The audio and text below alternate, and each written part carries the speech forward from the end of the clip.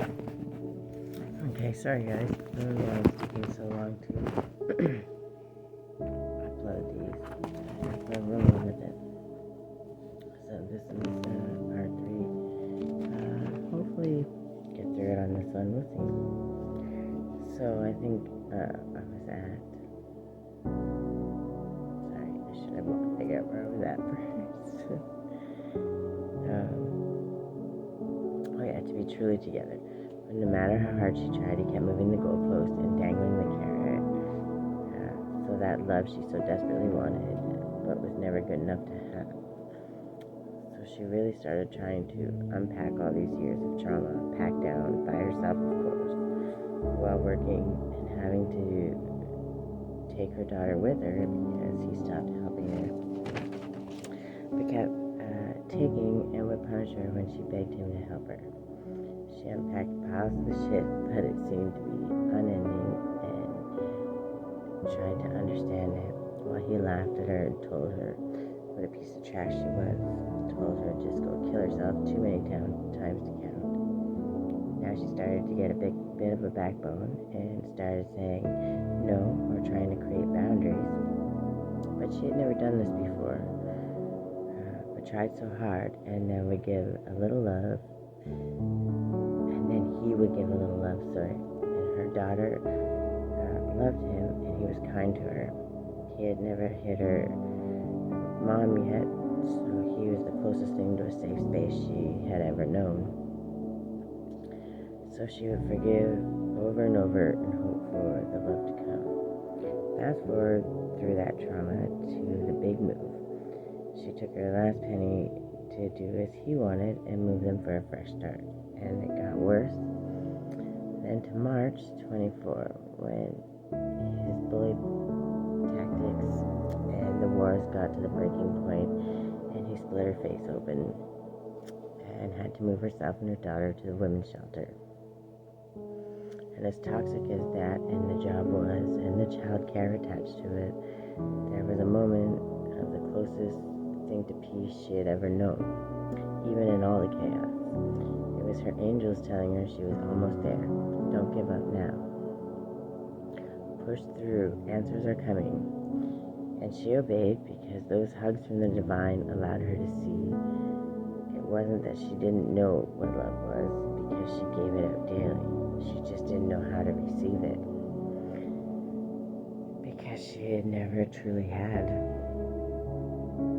They slowly sent messages and ideas how to love herself in the smallest of ways, because the shame of being so selfish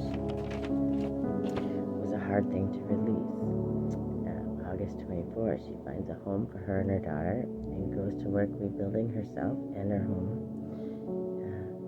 I had to start with nothing, still running on no sleep and fumes, but she's getting somewhere. Hope begins to start shining through until October, when her job fires her and she just laughs, says, so what? I've survived worse. They're safe for now. And December, when the eviction notice comes, over $850, even then she just laughs and decides to start sharing some of what she had learned.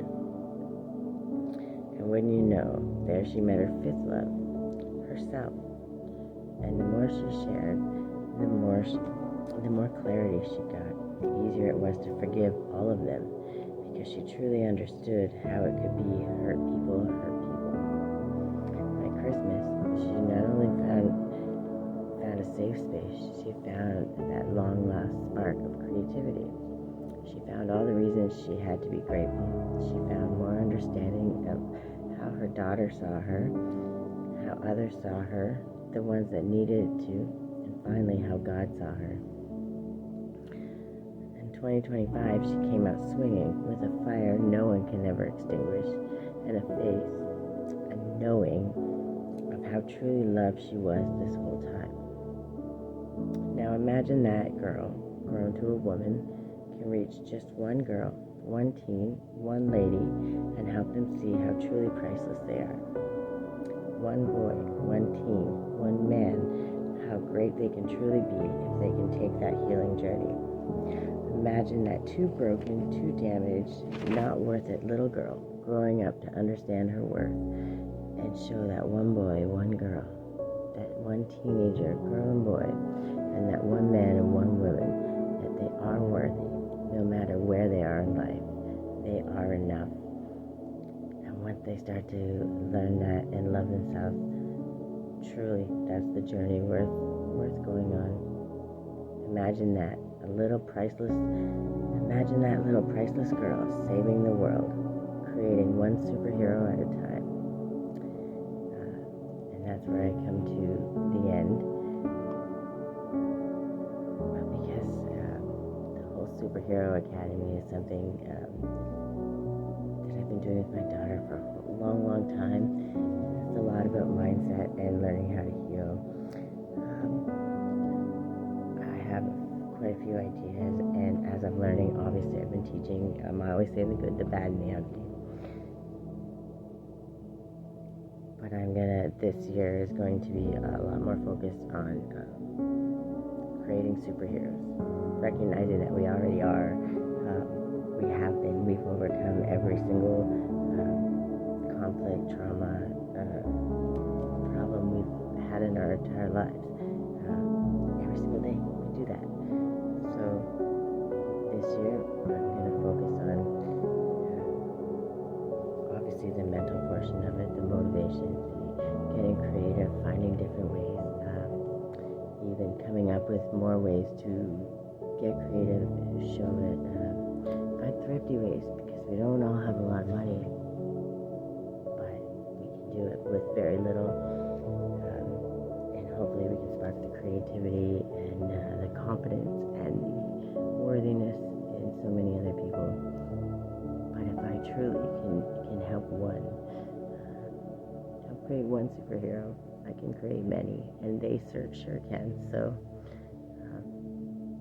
just look out for the Superhero Academy. Things are going to be coming out, and I think it's going to make a great difference in some people's lives. It's definitely made a big difference in mine. So, healing journey and helping along the way, self-care, self-love, that's my specialty. I think I would consider myself a professional at this point. So, I love you guys. Thanks for hanging out. And sorry it took 3 videos to do this, but you know me. I like to talk a lot. I love you guys.